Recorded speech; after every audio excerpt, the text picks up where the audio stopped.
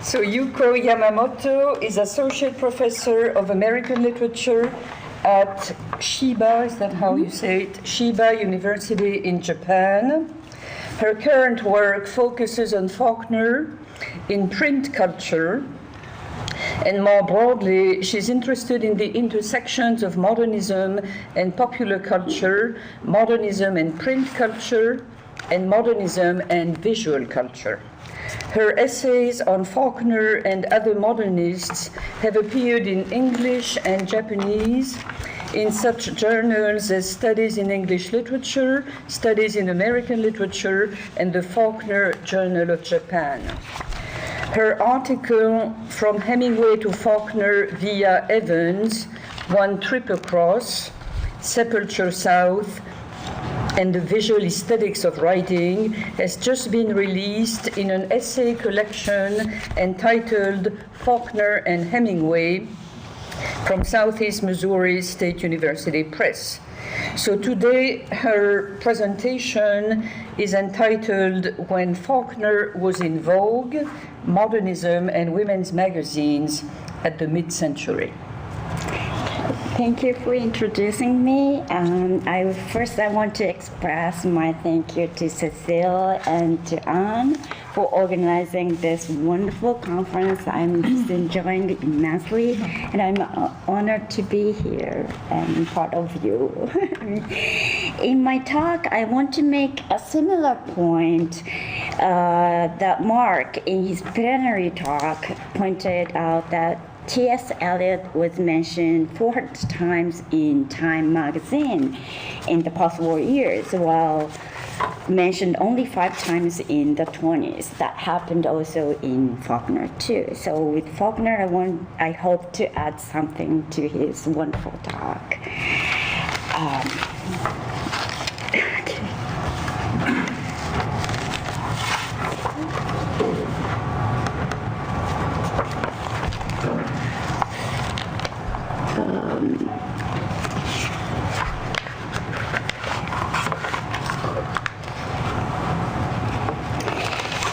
William Faulkner published in a women's fashion magazine sounds incongruous. However, there was a time when he was in vogue.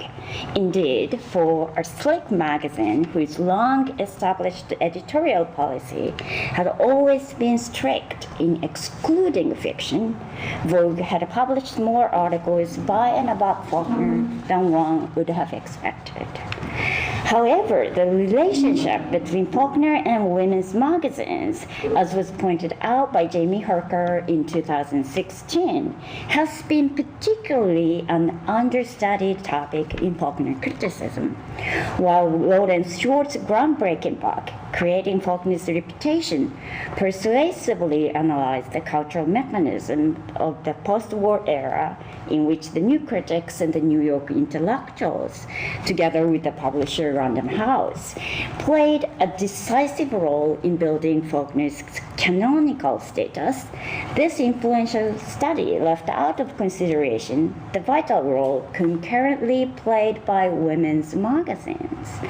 Vogue, the leading fashion magazine, was also an active constituent of cultural mechanism that popularized and mediated Faulkner to its predominantly female readers.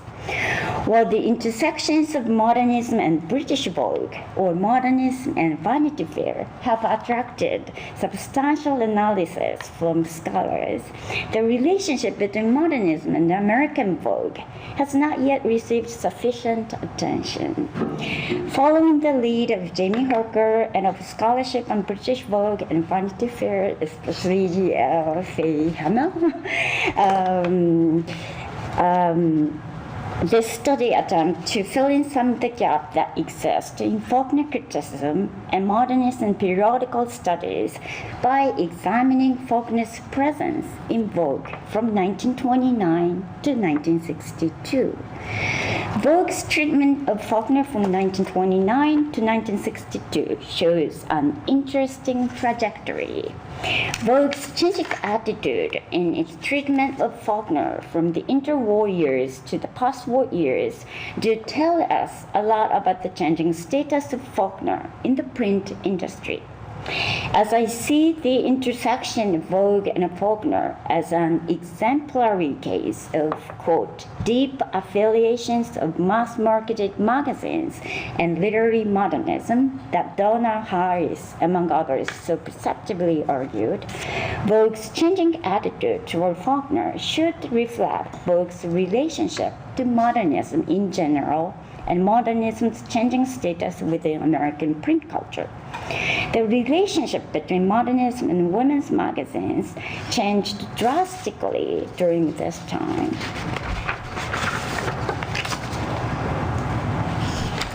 Faulkner as an avant-garde artist, 1929 to 31. Purchased by publishing executive Condé Nast in 1909, Vogue, which initially served as a social gazette for New York high society with a limited circulation, immediately went through a radical makeover. According to Daniel Hill, it was now a semi-monthly, not weekly. The price was now 15 cents, not 10. It opted to more fashion-centered. Now it was a magazine of fashion, not a mere fashionable magazine. Though art columns, what they read and seen on the stage were retained, fiction was eliminated entirely.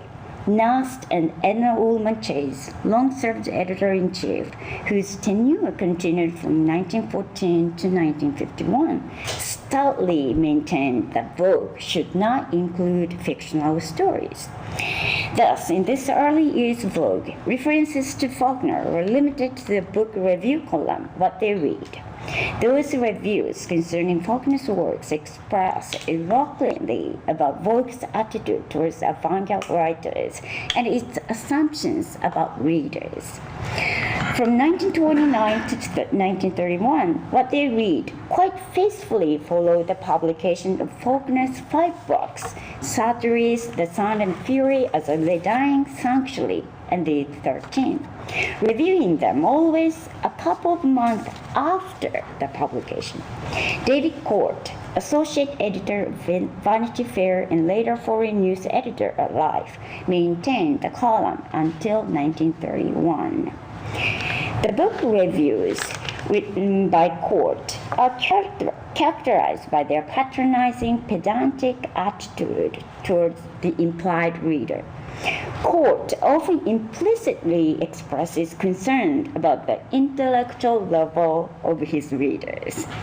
In the issue of June 8, 1929, reviewing Satires, Court stated that he feels reasonably safe in recommending because Faulkner beautifully handles melodramatic material. Court introduced Faulkner as a sentimental novelist, setting him in line with the 19th century genteel tradition, and thus unwittingly reveals how he assumes Vogue's readership. He regards it the feminine middlebrow. However, reviewing The Sound and Fury and As I Lay Dying, he presents Faulkner as an avant-garde artist who creates something new. He instructs his readers that they can flip through the pages of Faulkner's highbrow novels like they do with an adventure story. But he assures it is not so high for Vogue's middlebrow readers if only they pay enough attention. It is not, however, a method that permit the reader to skip through an adventure story days. A moderate intelligence together with a polite attention is enough to get the clues. When it finally comes to Sanctuary, understandably, Court found himself in an awkward position. He admit that the novel is unsuitable to Vogue's feminine readership. I found it impossible to recommend his book indiscriminately to this genteel circulation. Again, he wants light reading can be applied to Faulkner's work, but assures it is perfectly intelligible. In this way, court, and by extension Vogue, tutored highbrow literature to the feminine middlebrow. Nast once stated, it is the avowed mission Vogue to appeal not merely to women of great wealth, but more fundamentally to women of taste.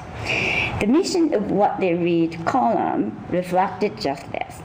Just as Vogue's fashion editors attempt to instruct its upper and aspiring middle-class audience what to wear and how to wear, Court, in good faith, taught his readers what to read and how to read tastefully.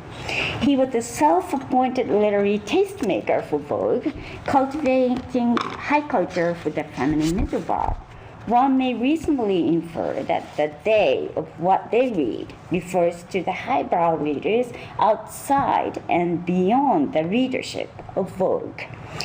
The implication is that modernist literature and art were masculine and the other for Vogue's editorial content.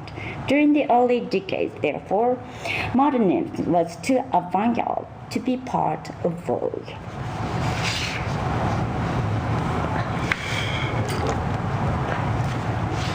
Faulkner's obscure years, 1932 to 47. From 1932 to 1947, after book review column What They Read was discontinued, Faulkner became an obscure figure for Vogue. None of Faulkner's books published during this time was mentioned except The Hamlet, though he was productive enough to release one short story collection and 5 novels, Dr. Mortino and Other Stories, Pylon, Absalom, The Unvanquished, The Wild Palms, and Go Down Moses. However, passing mentions of Faulkner in its varied editorial content do demonstrate Vogue's relationship to modernism during this time. Although mentioning was limited, Faulkner enjoys a high standing both in non-literary columns and literary features alike, but the two differs in the treatment of Faulkner. Vogue's staff editor tended to couple Faulkner with other popular entertainments and thus blurred the line between high and low, whereas the contributing writers of the New York intellectuals led the crusade for Faulkner, the high modernist, trying to separate what Andreas Whitson aptly called the Great Divide far apart. One such example occurs when Vogue's staff editor effectively juxtaposes Faulkner and Porn, Dietrich, and Picasso. William Faulkner's Deep South Sanctuary with the local pornography covered by a literary greatcoat. Marlene Dietrich, looking like one of Picasso's one clowns, was the movie bet. On the other hand, the contributing writer, Clifton Fadiman, in his feature, Did You Skip These Books?, complained that nowadays the literary hierarchy of high and low is upside down. While the writers of commercial thrillers and children's action stories were trying serious novels, highbrow writers were writing for the mass magazine. Something quite grotesque is going on here. Mr. McIntyre and Mr. McCann suddenly write good novels. Mr. William Faulkner and Mr. Thomas Wolfe just suddenly appear in the Saturday Evening Post. It's enough to set us literary chaps beside ourselves. During the years from 1932 to 1947, Vogue recognized Faulkner as an established highbrow writer. Deeply immersed in the culture of celebrity, the staff editors were keenly aware of the engulfing popular culture and thus played with the notion of high and low divisions. Equally aware of the changing cultural hierarchies, those educated New York intellectuals attempted to fix the place of modernism in high culture and to separate art from everyday domestic life. Such a mixed attitude towards modernism was typical of Vogue during this time.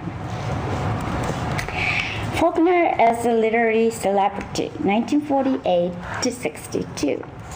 The changes came to Vogue's stance towards modernist literature and arts when Vogue incorporated Vanity Fair in March of 1936. Chase later bitterly acknowledged this turning point. Quote, "After Vogue observed Vanity Fair, we have, within limit, used features in line with the kind of thing Dorothy was promoting. But in the 20th, the British edition was not intended to be the advanced literary and artistic review she was turning out."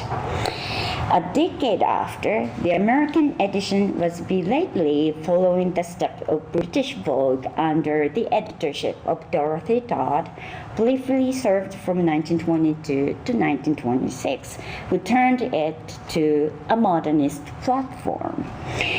The person most responsible for bringing modernism to American Vogue was Eileen Talmy. Famed columnist and feature editor, she joined Vogue in 1936 when Vanity Fair merged with Vogue. Entirely against Vogue's well-established policy of not including fiction, she was from the onset active in incorporating people with high literary standing into the magazine. She showcased Thomas Wolfe's short story in 1937 and Hemingway's essay in 1939.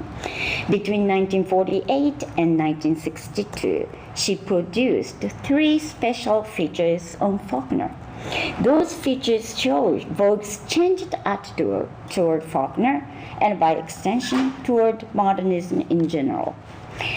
In 1948, the October 1st issue of Vogue ran a feature photo essay on Faulkner's Mississippi, with photographs specially taken by Walker Evans. A travelogue of Mississippi, the feature describes Faulknerian themes and quotes many Faulknerian passages. The July 1954 issue published a 13-page special feature, Note on a Horse Thief by Faulkner, an excerpt from his forthcoming novel, A Fable. The advert on the cover, disregarding the traditional editorial policy, boasts of the unusual length by specifically indicating the word count. Special feature, 880,000 words from William Faulkner's new novel.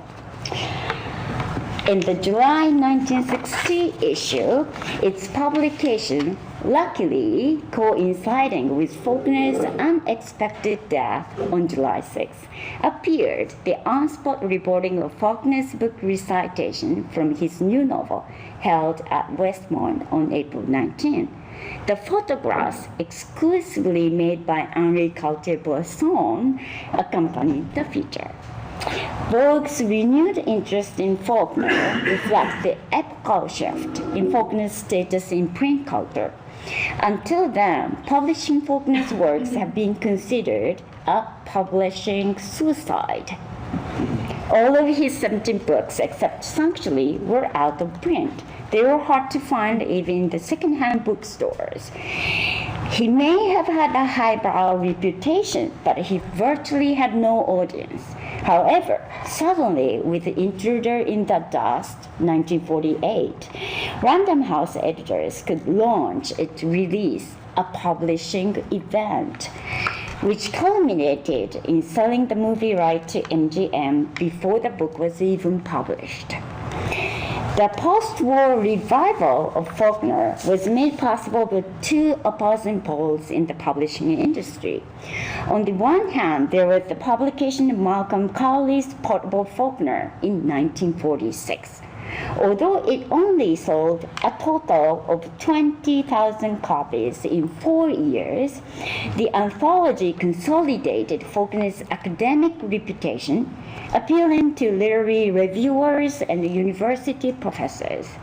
On the other hand, there was the republication of Faulkner's Sanctuary in the paperback edition in April 1947. From Penguin Books and later from the Signet of New American Library.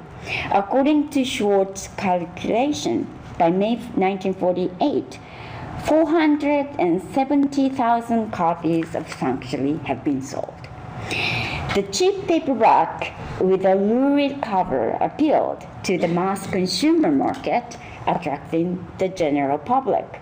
While Faulkner's publicity was reaching both poles, Vogue took the middle course. The features kept a delicate balance between the academic taste and the popular appeal by appointing professional photographers rather than fashion photographers to cover Faulkner. During the years from 1948 to 1962, Vogue treated Faulkner as a literary celebrity. It is often said the editorial change came to Vogue in 1952 when Jessica Davis assumed the position of the new editor-in-chief from the legendary Edna Ullman Chase, who worked closely with Condé Nast. But the editorial shift to include modernist literature and art had already been heralded by Eileen Talmy since the late 30s. What is most remarkable about Talmy was that she had an eye for the literary trend and for the best timing to trade. In the age of popular modernism, the term is from David Earl, she was quick to detect the Faulkner revival of the late 1940s and joined the sophisticated, integrated marketing strategies of the New York-based publishers. All the features were timed at the publication of Faulkner's new novel, so Vogue voluntarily was backing up Faulkner's publicity and the sales of Random House. She understood the new place of modernism in celebrity culture and promoted modernist literature and art to Vogue's middle-brow readers. She laid a necessary foundation for modernist rise to fame in the late 30s to 40s, and in her effort, Vogue became a modernist haven at the mid-century. Conclusion: Faulkner and Women's Magazine at the mid-century. A connoisseur of culture trends and public opinion, Vogue had always anticipated the changes in the reception of Faulkner. From 1929 to 1931, it regularly covered Faulkner's new books in the book review column, What They Read. Throughout the 30s and 40s, it merely mentioned his works and name in passing. Then, suddenly from 1948 onward, it gives Faulkner the spotlight. The trajectory traced in Vogue's treatment of Faulkner from an avant-garde writer to an established high modernist and to a literary celebrity reflect the changing stages of modernism in print culture. Indeed, Vogue's appropriation of Faulkner is illustrative of the period at a time when modernism became vogue in print culture. Modernism was no longer so avant-garde for Vogue as it once had been, nor is it too high for Vogue's middle-brow readers. It became fashionable enough to be featured in Vogue magazine. The features on Faulkner in Vogue attest to the overlooked fact that Vogue had been a mediator of modernism and played an active role in democratizing it. At the mid-century, Vogue and modernism were, borrowing from Faye Hamill's essay title, In Good Company. Other women's magazines also formed bonds with Faulkner during the 50s. Vogue's rival magazine, Harper's Bazaar, published Faulkner's short story, Sepulchre Style, in the 1954 December issue. In the October 1955 issue, Mademoiselle printed Faulkner's short story, By the People. Together with Vogue, those women's magazines consolidated Faulkner's status as a literary celebrity, showcasing him as another fashion icon of the mainstream consumer culture. They built the iconic status of Faulkner and in return benefited from what Faulkner came to represent in post-war America, Faulkner's cultural capital tremendously rose when he received the 1949 Nobel Prize of Literature in 1950, and Faulkner became an epitome of liberal humanism, exercising a vast influence over what was deemed fashionable. Women's magazines had created Faulkner's iconic status, if not his canonical status. Just as modernism at its foundation years had been supported and promoted by women of little magazines and the small press, modernism at the mid-century was done so by female editors of women's fashion magazines. Women's magazines played a vital role in forging the post-war democratic modernism. Thank you.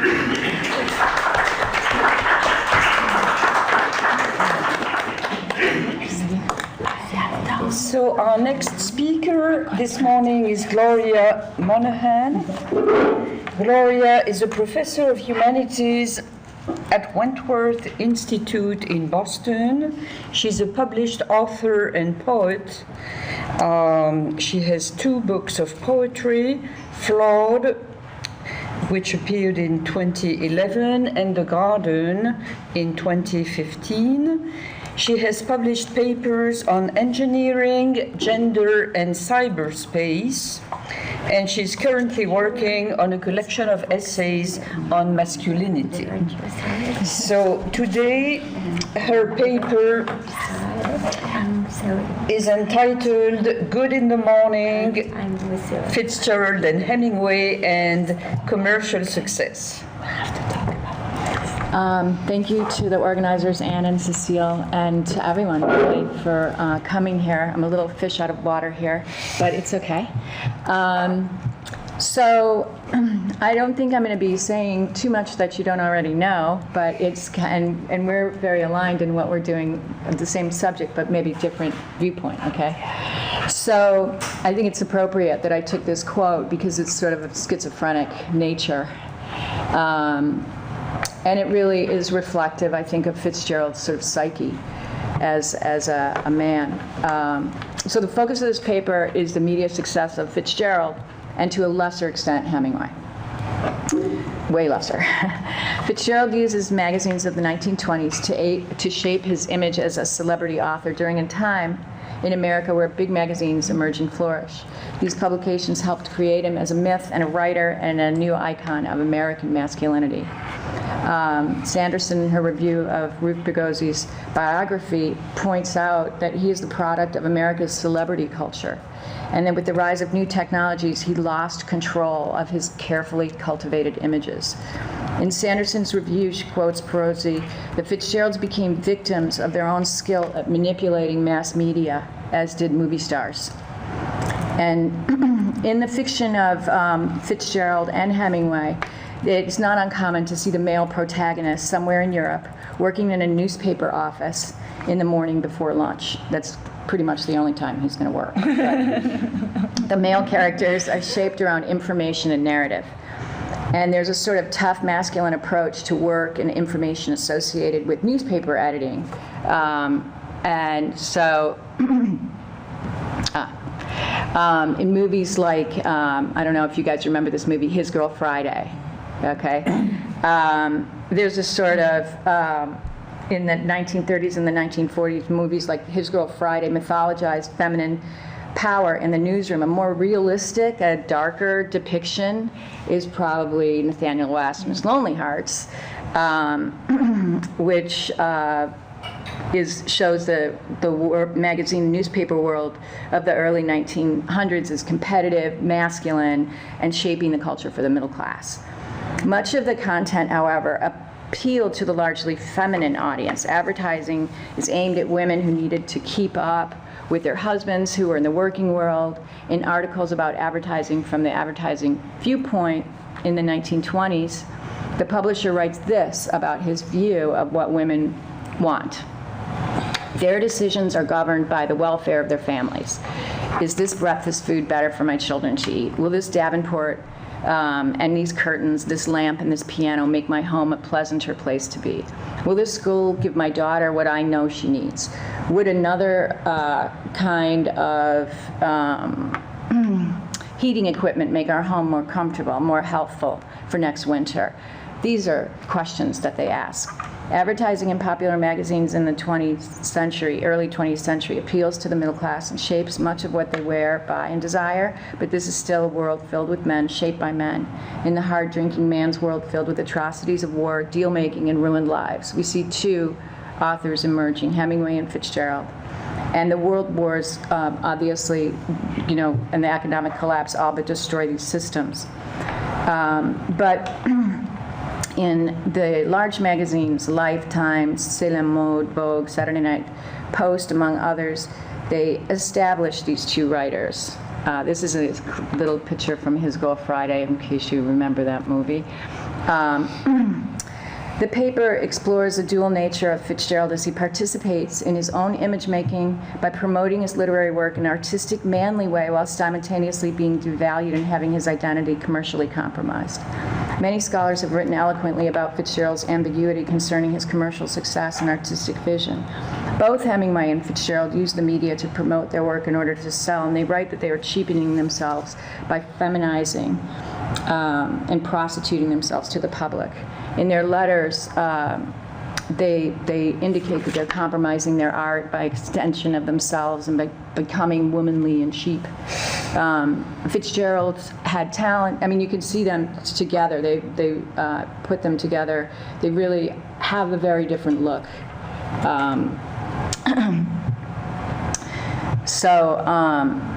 Fitzgerald has this talent, sophistication, and good looks, and he was astute enough to realize that he could cultivate these things to his advantage in the media. On the one hand, a writer needs a relationship with a good editor or an agent to promote his or her work. Fitzgerald's lucky to have an excellent agent, editor, and friend. On the other hand, as an artist who's not being judged solely by his work, but by the public who's desirous of his personal style and dashing good looks. The public is interested in the author, particularly if he's handsome and charming and interesting, and the line between the persona and the work is demolished, and the authors are resentful, at least in their letters to each other, of the intrusion. So in 1919, after being discharged from the Army and dropping out of Princeton, Fitzgerald publishes Head and Shoulders in the Saturday Evening Post. And in 1920, he has Flappers and Philosophers published. And the war ends before Fitzgerald can be deployed, but while he's in Montgomery, he famously falls in love with Zelda. They're engaged, she breaks it off, she's not convinced that he can support her at all. One of the reasons that Fitzgerald does not succeed at Princeton is due to his overwhelming interest in the Triangle Club. This was an elite club devoted to musical comedies and drama. In the late 19th century, young, educated classes like him would have been heavily influenced by the Romantics, Byron, Shelley, and Keats, and they would have held fast to Matthew Arnold's contention of literature as the best that has been thought and said. Here we can see the early shaping of Fitzgerald, particularly literature that has a moral code, Pound's idea that literature has to have a moral code. The Triangle Club offered him a way to be edgy and fun while contributing to the plays. During his Princeton days, Fitzgerald's caught up in pursuing his interest in drama and literature and generally having a good time. His devotion to writing the school paper and writing his play cost him academically, and in this way, he sort of finds this artistic freedom, rejecting the old stable world of professions and specializations. However, he's still young without any responsibility, so he can pursue his interests. In the 1920s, the big magazines are flourishing. Zelda breaks her engagement to Fitzgerald, and he is propelled into a frenzy of attempts to publish. Perhaps the publication in his first novel, being signed by Scribner, This Side of Paradise, makes Zelda change her mind and take him back. And he writes to his Princeton friend, Edmund Bunny Wilson, have sold 3 or 4 cheap stories to Americom magazines, indicating scorn and condescension for the literary form for the American magazines he and his circle embraced. He writes to Bunny, culture follows money, and all the refinements of aestheticism can't stave off its change of seat. He does find publication with This Side of Paradise and is able to marry Zelda in 1920. He did work briefly for an advertising agency for like 6 months, and I think this helped him to understand the market, which, he took advantage of. In a vitriolic letter to his publisher, Max Perkins, in 1921, a year after his marriage and Zelda's just pregnant, he says, what notoriety my book has preserved, as well as what notoriety it got in the beginning. It almost got unaided. The ads were small and undistinguished and confined almost entirely to college magazines. And okay, got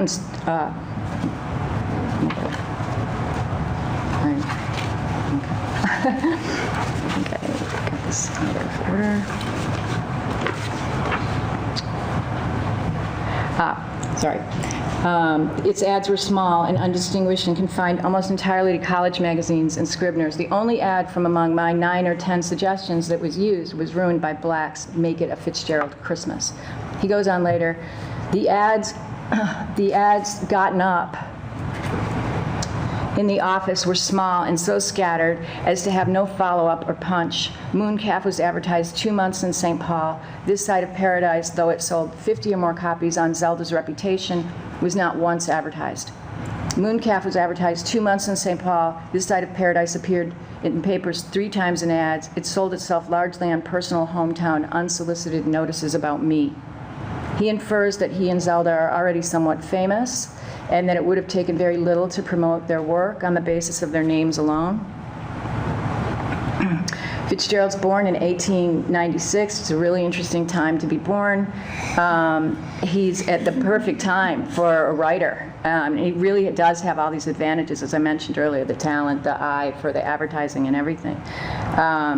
And the end of the 19th century, the first truly national mass print markets emerge, and the urban dailies reach a wider audience. Almost all magazines contain advertising in the 19th century, those of the highest quality, like Harper's, Scribner's, and the Atlantic and Century magazine carried about 10 pages of ads per issue. The magazine revolution of the 1890s created a larger readership. Both authors are using their public persona to their advantage. After the 20s, Hemingway appears in photo shoots for Time, Look, and Life, sometimes shirtless, holding a gun in one hand, a drink in the other. He creates a tough persona of a hard-drinking sportsman who also happens to write. In the press, Fitzgerald is photographed in Paris, entering swanky hotels on the left bank with Zelda, their 3-year-old daughter. He's immaculately dressed, and he's already sort of like a people are copying his whatever brand he's wearing, men particularly. Fitzgerald is coiffed and sensitive, almost feminine, aquiline, good looks, while Hemingway looks bearded and fierce and broad and hardy. Fitzgerald and Hemingway are vastly different in their style as well. Fitzgerald is more poetic and flowery. Hemingway wrote poetry early on as well, but his prose style is brusque with shorter sentences, direct verb tense.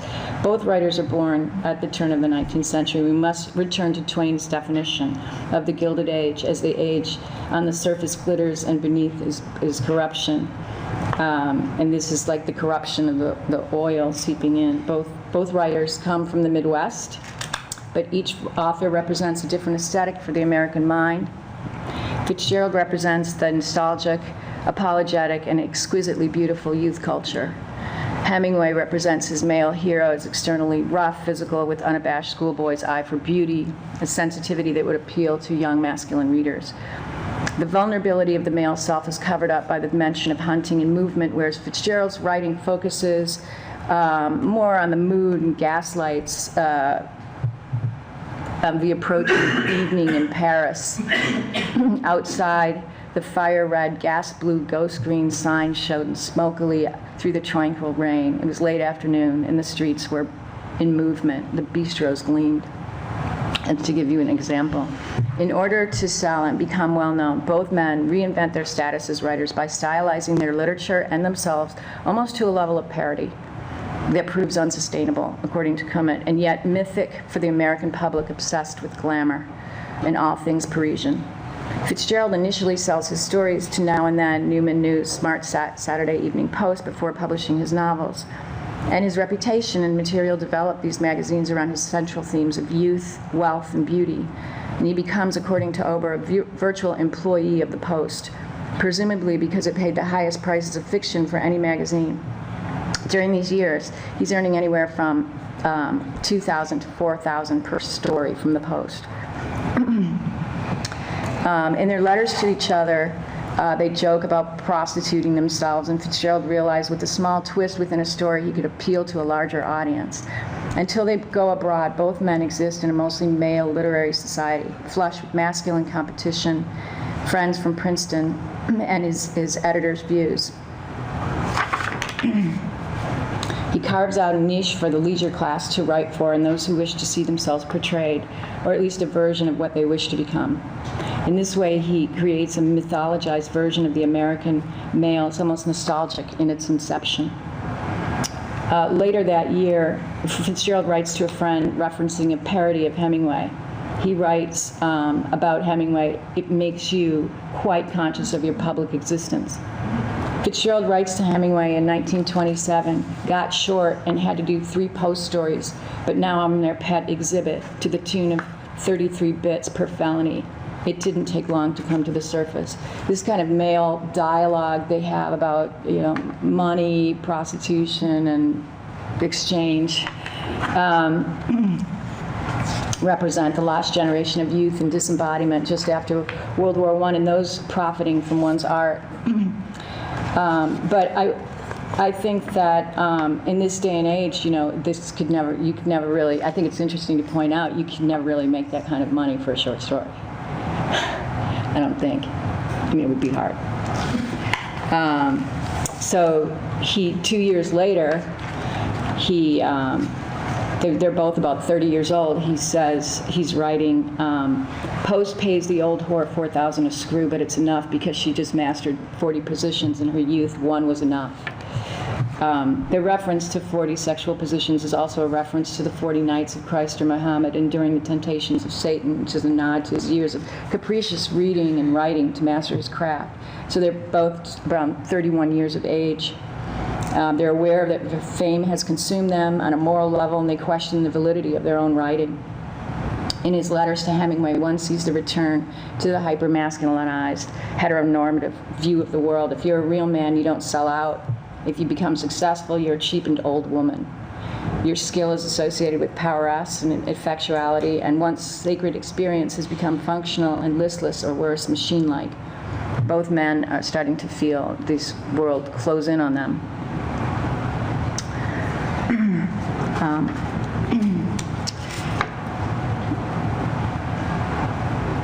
I also wanted to point out that in the 1920s, you see the rise of celebrity writer, where film stars were highlighted.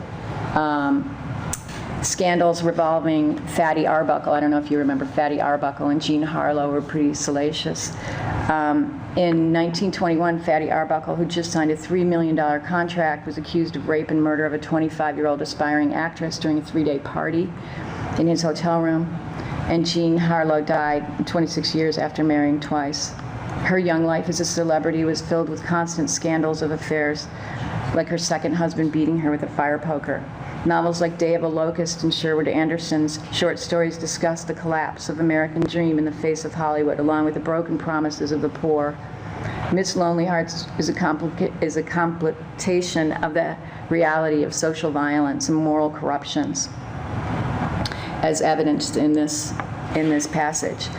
Crowds of people moved through the street with a dreamlike violence. As he looked at their broken hands and torn mouths, he was overwhelmed by the desire to help them. He saw a man who appeared to be on the verge of death stagger into a movie theater. It was showing a picture called Blonde Beauty. He saw a ragged woman with an enormous goiter pick up a love story magazine out of a garbage can and seemed excited by her find. Prodded by his conscience, he began to generalize. Men have always fought their misery with dreams. Although dreams were once powerful, they've been made puerile by the movies, radio, and newspapers. Among many betrayals, this is the worst. this Nathaniel West. So both pieces of literature were written in the 30s. The collapse of the old world now is evident in the media. The glitter, hope, and ideology of the past is revealed in a petulant, greedy world where poor old women search through garbage to find unrealized selves and men stagger into the myth-ridden movie houses to die. Miss Lonely Hearts is a story of a newspaper man whose job is to offer advice in masses in the agony column, and he's crushed by the moral decay of public and the frustration of the urban poor. Magazines had a different audience, but they played a huge role in defining social norms and social classes, and film stars were involved in scandals which provided a way for the public to denounce and degrade them. So magazines and newspapers become a double-edged sword to profit or die from. Thank you.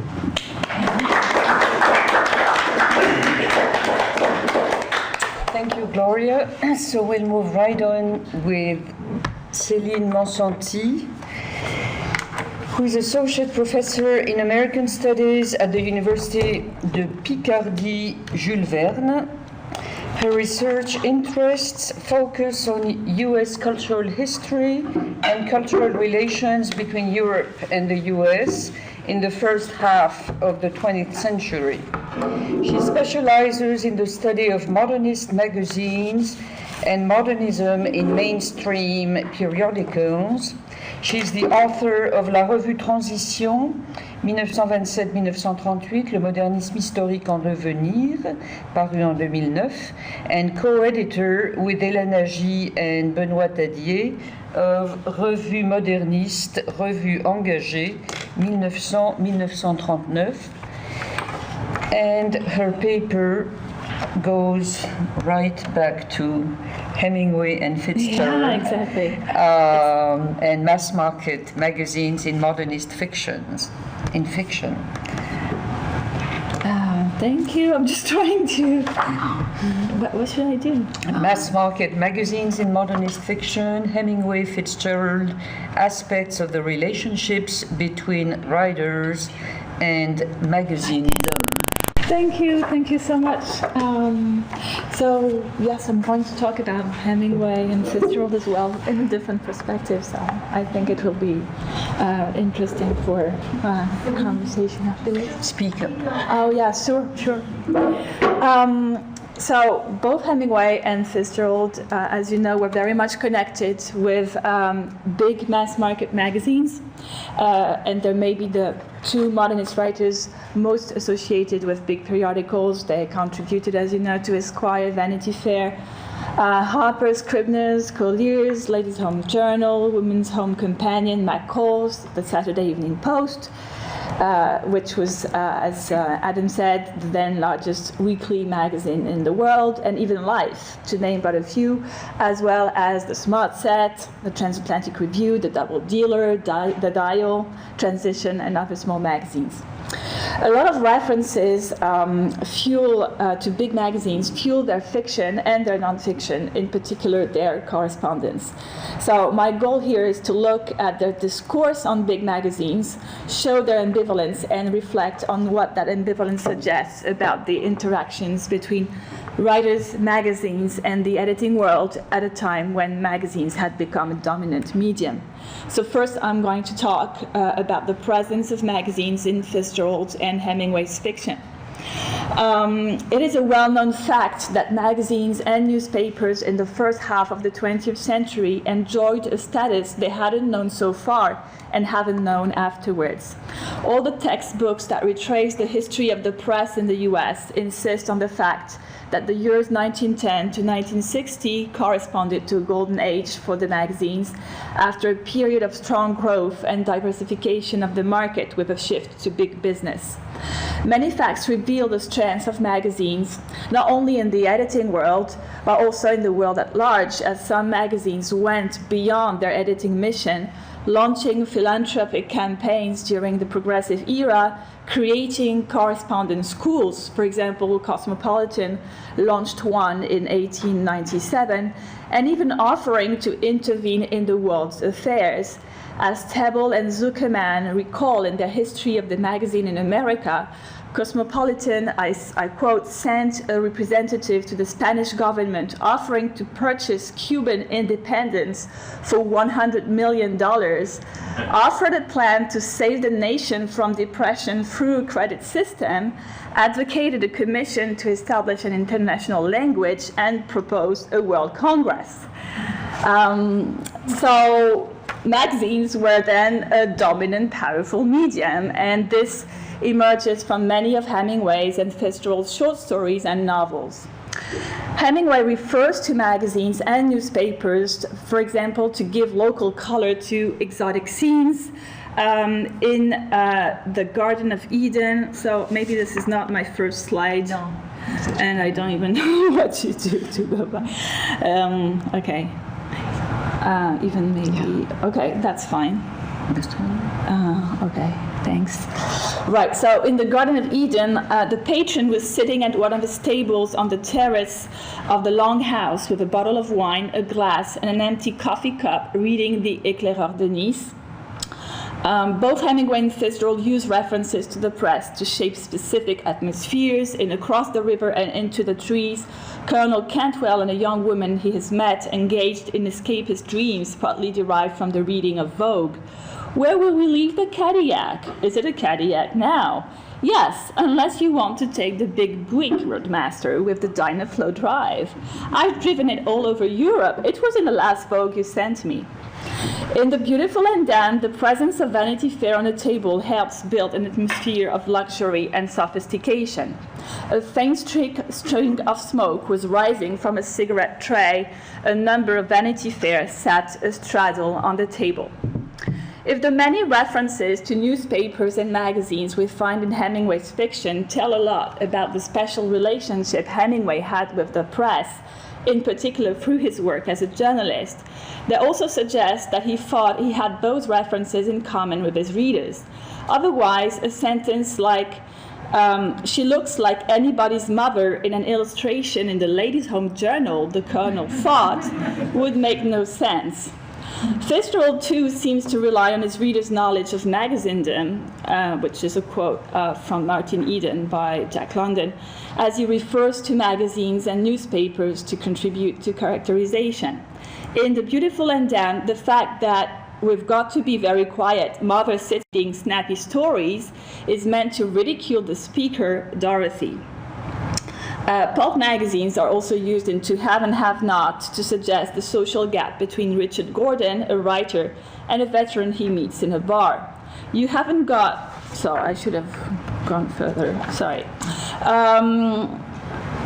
You haven't got a book with you, asked the other vet. Pal, I'd like to read one. Did you ever write for Western Stories or War Aces? I could read that War Aces every day. Those examples suggest that Hemingway's and Fitzgerald readers were familiar, to some extent at least, with the world of magazines, which once more reflects the domination of magazines in the media landscape of the time and their influence on society at large. In fact, the social domination of magazines was both highlighted and criticized by Hemingway and Fitzgerald. So, Part 2, the criticism of the power of magazines, big, small, and otherwise, in Hemingway's and Fitzgerald's fiction with references to Martin Eden. Social power and prestige, as well as decisive career benefits, could be obtained through associations with magazines, as young Amory in Fitzgerald's largely autobiographical novel, first novel, The Side of Paradise, realizes. Amory found that writing for the Nassau literary magazine would get him nothing, but that being on the board of Daily Princetonian would get anyone a good deal. Of course, the lexicon chosen by Fitzgerald, get, deal, as well as the fact that Fitzgerald himself published his first text in the Nassau literary magazine, that is to say, the magazine that would get Amory nothing, reveal the gap between Amory's and Fitzgerald's notions of the magazines. But before Amory is, I quote, through as far as ever being a power in college is concerned, His dreams of success are tightly associated to his future career in the Nassau Literary Magazine. I want to pull strings, even for somebody else, or be Princetonian chairman or triangle president. I want to be admired, Carrie. And the professional prestige linked to Amory's association with the Princetonian has a price, or is supposed to have one, on the matrimonial market. As Amory flirts with Isabel, I quote, they had now reached a very definite stage. They had traded accounts of their progress since they had last met, and she had listened to much she had heard before. He was a sophomore, was on the Princetonian board, hoped to be chairman in senior year. In the same way, in The Beautiful and Damned, Anthony, when dreaming of his future career, sees himself as, I quote, editor of a brilliant weekly of opinion, an American Mercure de France. Just as Fitzgerald highlights and puts into question the social importance of magazines through Amory's and Anthony's destinies in This Side of Paradise and The Beautiful and Damned, Hemingway also marks the social aura and educational mission of magazines in Torrents of Spring, a satirical novella the young writer published in 1926. In Torrents of Spring, writer Scripps O'Neill marries a waitress, Dinah, before leaving her for another, younger waitress, Mandy. Distraught by her eviction, Mandy does everything she can to keep Scripps. Mostly she reads magazines, as she's convinced that sharing her readings with Scripps will enable her to save her couple. But of course, if Amory can nourish some hope of seducing Isabel by being on the Princetonian board, there's little hope for Mandy to rescue her marriage by subscribing to magazines. Her helplessness pervades the end of the novella. Dinah subscribing for the Forum, Dinah reading The Mentor, Dinah reading William Lyon Phelps and Scribner's, Dinah walking through the frozen streets of the silent northern town to the public library to read the Literary Digest book review, Dinah waiting for the postman to bring the Saturday Review of Literature, Dinah bareheaded now, standing in a mounting snowdrifts, waiting for the postman to bring her the New York Times literary section. Was it doing any good? Was it holding him? Eventually, her failure to keep her husband is symbolized by her failure to keep a copy of the Century in her hand. I quote, she felt she couldn't hold him. As she looked out of the window, a copy of the Century magazine dropped from her nervous hand. While those examples reveal an implicit criticism of the power of magazines, in other cases, Hemingway and Fitzgerald are more straightforward. In his final novel, The Garden of Eden, Hemingway looks back on some of his own experience as a young writer through David's interactions with the editing world. As David reads a letter from his publisher congratulating him on his second novel, which, I quote, validated all the promise he first had shown, he feels a growing frustration with his submission to both his publisher and the magazine world. I quote, the hell with the promise he had validated. What promise to whom? To the Dial? To the Bookman? The New Republic? No, he had shown it. Let me show you my promise that I'm going to validate it. What shit? More humiliation is in store as later in the novel his wife Catherine, who's burned some of his manuscripts out of jealousy, wants to give him money for his loss. In order to set a price, she offers to have his stories appraised by, I quote, such people as the editor of the Atlantic Monthly, Harper's La Nouvelle Revue Française. David's cold anger comes in part from his incapacity to grant these magazines any power to assess the value of his fiction. Who appraises these things? So this is a dialogue between David and Catherine. There must be people who do. There are people who appraise everything. What sort of people? I wouldn't know, David, but I can imagine such people as the editor of the Atlantic Monthly, Harper's La Nouvelle Revue Française. I'm going out for a while, David said. Do you feel all right? As we see, the magazines Hemingway mentions in these two passages are not necessarily big magazines. The New Republic would be better described as a quality magazine, while the Dial is usually considered a little magazine. What Hemingway, through David's voice, denounces is the power of magazines, which can derive either from their economic or their cultural capital. Fitzgerald's criticism develops in a similar way. It centers on magazines as places of power and encompasses student magazines, as we saw earlier, and quality magazines such as the New Republic. In this side of paradise, Amory explains to his friend Tom, a critic on the New Democracy, which is probably another name for the New Republic, that his work goes against ethical values. Look at you. You're on the New Democracy, considered the most brilliant weekly in the country, read by the men who do things and all that. What's your business? Why? To be as clever as interesting and as brilliantly cynical as possible about every man, doctrine, book, or policy that is assigned you to deal with. The more strong lights, the more spiritual scandal you can throw on the matter, the more money they pay you, the more the people buy the issue. Writing in the 1920s and later, Hemingway and Fitzgerald were not the first to put into question the intellectual legitimacy and the working methods of American magazines. Jack London, in the autobiographical novel Martin Eden, written in 1906, famously developed a thorough criticism of magazindom, as he writes, as a realm of stupidity and violence, in particular towards writers, and questioned the role of actors such as literary critics and editors. His denunciation of the effects of an inhuman editorial machine, this is a quote from Martin Eden, seems at times to foreshadow Pound's 1930 outburst against big magazines. I'm going to quote from Martin Eden. Martin was amazed at the immense amount of printed stuff that was dead. No light, no life, no color was shot through it. The magazine short stories seemed intent on glorifying the Mr. Butlers, the sordid dollar chasers, and the commonplace little love affairs of commonplace little men and women. Was it because the editors of the magazines were commonplace, he demanded? Or were they afraid of life, these writers and editors and readers? However, London's analysis of magazindom is quite different from Pound's. He doesn't oppose small and big magazines, as Pound will later do, but magazines that pay and magazines that don't. As Martin remarks, the opposition between magazines that pay and magazines that don't pay is far from intuitive.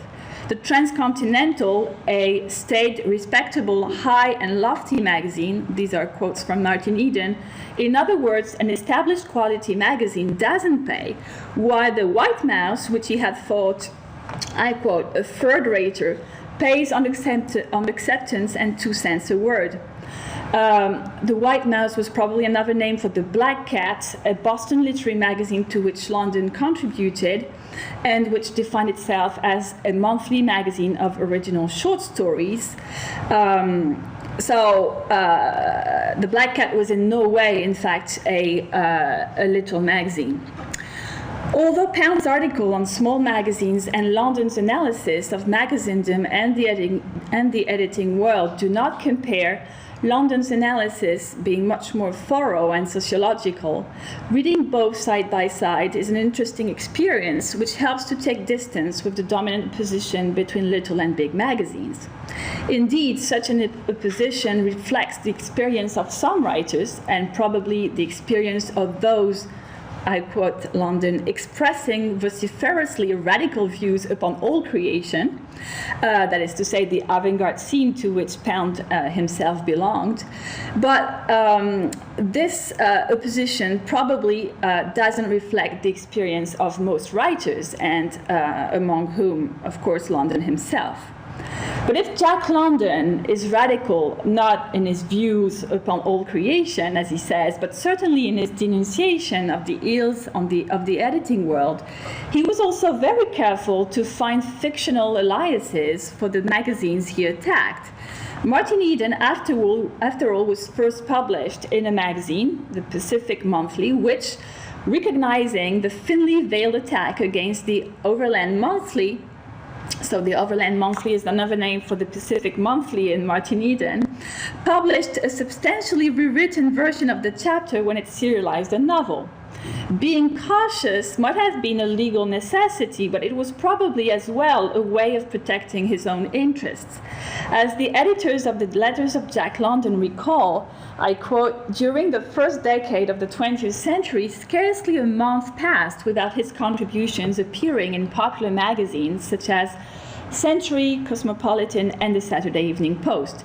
In less than 20 years, he produced some 500 non-fiction pieces, nearly 200 short stories, and 20 novels, over 50 books in all. And this leads me to the first and last part of this talk about the mutual interests tying together writers and big magazines. So beyond conflicts, mutual interests and circulations. Oh, that's my conclusion.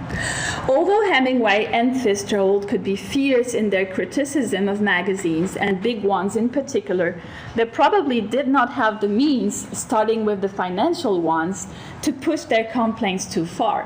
One obvious reason for publishing in big magazines was that they paid their contributors when the little magazines usually did not, or paid very little.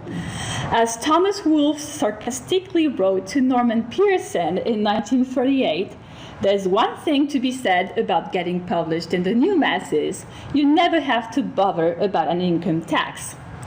Just as David in Hemingway's Garden of Eden engages into complicated mathematical calculations, minutely detailed to the reader, as soon as he received a letter from his publisher, Fitzgerald is equally straightforward when writing to the post-fiction editor Adelaide Neal in 1937. So Fitzgerald writes, "Thank you for your note and for your scheduling the trouble story.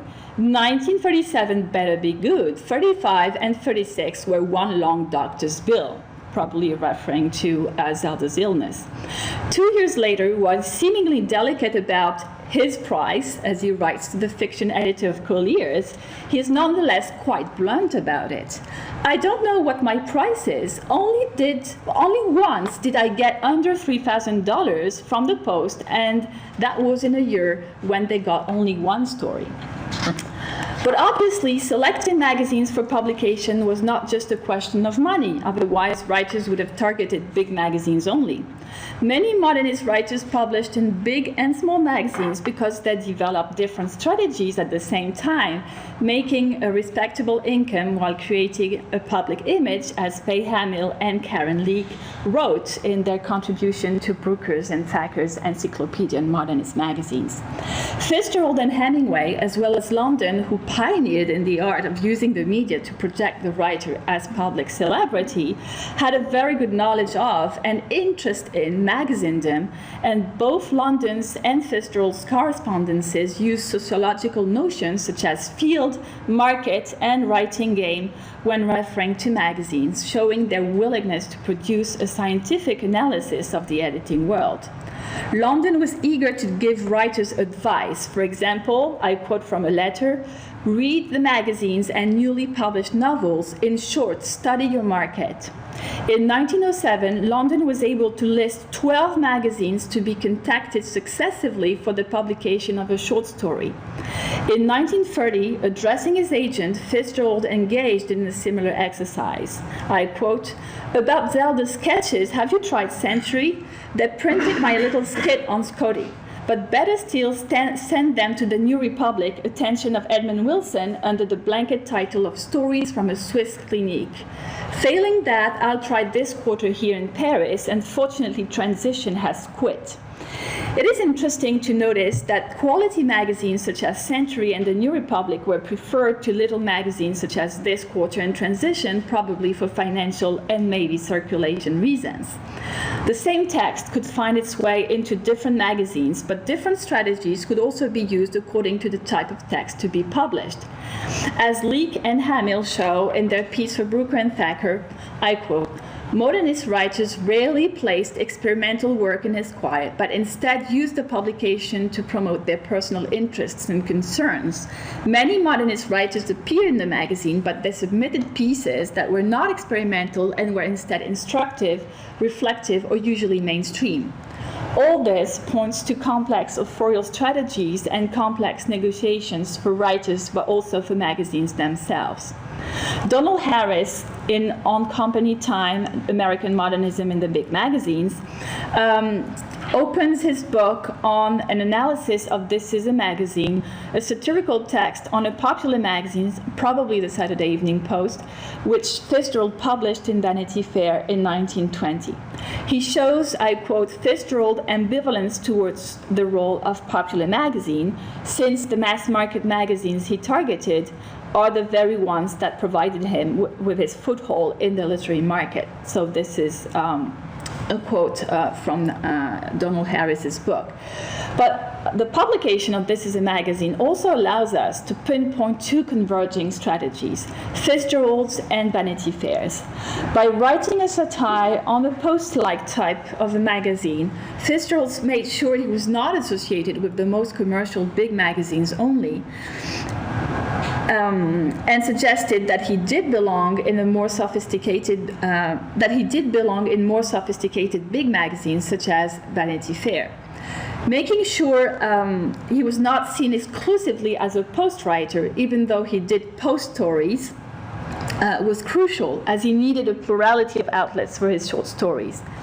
And indeed, for example, the 11 short stories composing Tales of the Jazz Age were first published in a wide range of periodicals, the Metropolitan, the Post, the Smart Set, Collier's, the Chicago Sunday, Tribune, and Vanity Fair. But if being published in Vanity Fair was interesting for Fitzgerald, it was equally interesting for Vanity Fair to define itself through the publication of This Is a Magazine as not being like the Saturday Evening Post, as in fact being more distinguished. In order to sell more widely, writers adapted their discourses to suit a variety of magazines, which had in turn to differentiate themselves from one another in an ever-developing and increasingly competitive field. Most big magazines did not rely exclusively on the aggressiveness of their economic model, but tried to find their own balance between economic profitability and cultural distinction, generally trying to appear smart but not lofty.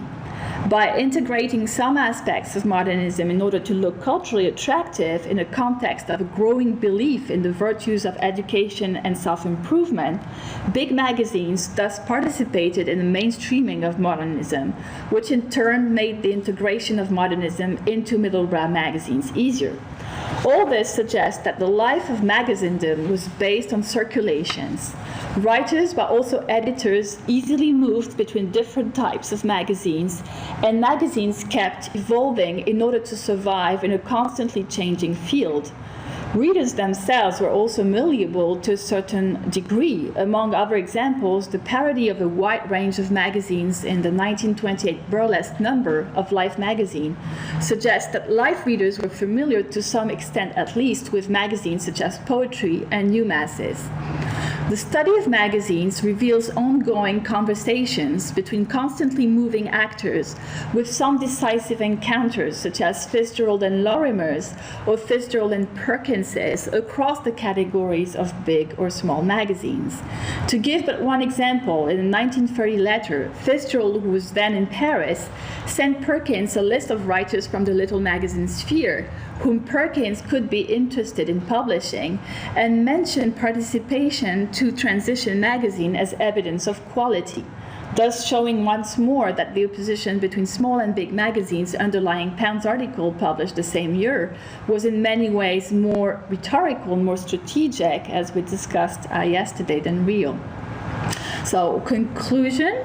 The study of the relationships between writers such as Fitzgerald and Hemingway on the one hand, and magazines on the other hand, point to the close intertwining of various types of ties, such as Fitzgerald and Hemingway's acknowledgement of magazines' influence on society and on themselves, their antagonism towards magazines exerting their power over them, and we saw that those magazines could be big magazines but also little magazines or other types of magazines, self-promoting authorial strategies emphasizing antagonism in order for Hemingway and Fitzgerald not to appear too closely associated with big magazines and therefore less distinguished. Also mutual interests. Many big magazines were interested in publishing writers such as Fitzgerald and Hemingway to look culturally upscale, while Fitzgerald and Hemingway needed big magazines for the money involved, but also to create a public image, as Faye and Karen Leake wrote. In other ways, modernism is the literature of celebrity, to use the title of a book by Jonathan Goldman, and also refer to Leake's pioneering work entitled Gertrude Stein and the Making of an American Celebrity. And we also saw that respect, friendship, and professional collaborations involving the circulation of authors between writers like Fitzgerald and some big magazines editors like Lorimer. This was also part of the links I was mentioning.